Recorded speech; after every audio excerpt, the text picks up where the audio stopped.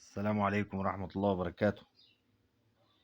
النهاردة هنتكلم عن 10 جنيه البصلي. دي اسمها 10 جنيه بصلي. دي اسمها 10 جنيه بصلي. تاريخ إصدارها 1964. الإصدار بتاعها البنك المركزي المصري. البنك المركزي المصري. وطبعا أي حاجة مكتوب عليها البنك المركزي المصري زي ما قلنا قبل كده بيبقى سعرها أقل شوية من اللي مكتوب عليها البنك الأهلي المصري. البنك الأهلي المصري أي حاجة فيه سعرها عالي. أي عملة تبع البنك الأهلي المصري بيبقى سعرها عالي. أما عملة البنك المركزي المصري بيبقى سعرها أقل شوية لأن بتبقى جديدة، الإصدار جديد. أما البنك الأهلي المصري بيبقى إصدار قديم. البنك الأهلي المصري من أول سنة 1899 لغاية سنة 1958 ده آخر حاجة في أو 59 ده آخر حاجة في البنك الأهلي المصري. من 1899 ل 1959 ده آخر حاجة في البنك الأهلي المصري. أما البنك المركزي بيبدأ من سنة 60 لغاية دلوقتي. ده البنك المركزي المصري.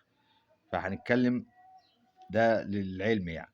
هنتكلم دلوقتي عن 10 جنيه البصري. طبعا 10 جنيه البصري اللي في ايديا دي مش حالة أنصر، دي حالة وسط، يعني لا هي أنصر ولا هي قديمة. دي حالة عادية، حالة وسط يعني. عشان فيها بص لو انت ركزت فيها كرماشة اهي من فوق في البرواز بتاعها فيها كرماشة.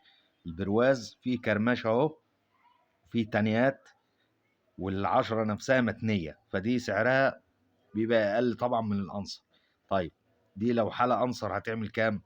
لو حالة أنصر هتعمل من 300 جنيه ل 350 جنيه. الحالة الأنصر اللي هي ما اتلمستش يعني هتعمل من 300 جنيه ل 350 جنيه.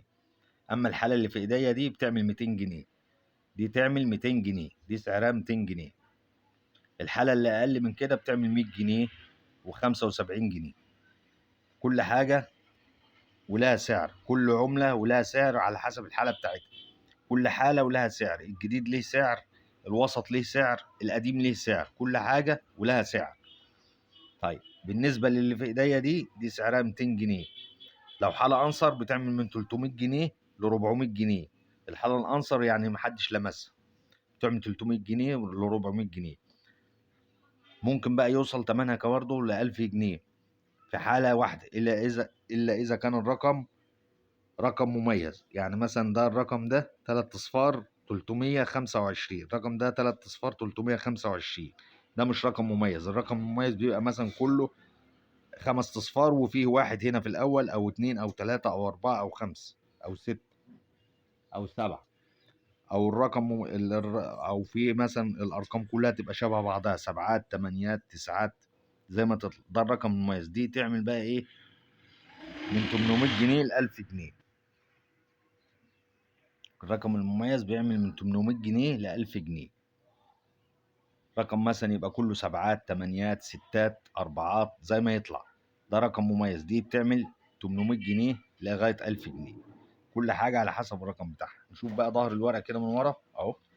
ده ظهر الورقة من ورا أهي. ده ظهر الورقة من ورا. 10 جنيه البنك المركزي. المحافظ اسمه أحمد زندو، والتاريخ 1964. 1964. كده احنا اتكلمنا عن 10 جنيه البصل. لو عجبك الفيديو اعمل لايك للفيديو واعمل اشتراك في القناة، واستنونا في فيديوهات تانية. والسلام عليكم ورحمة الله وبركاته.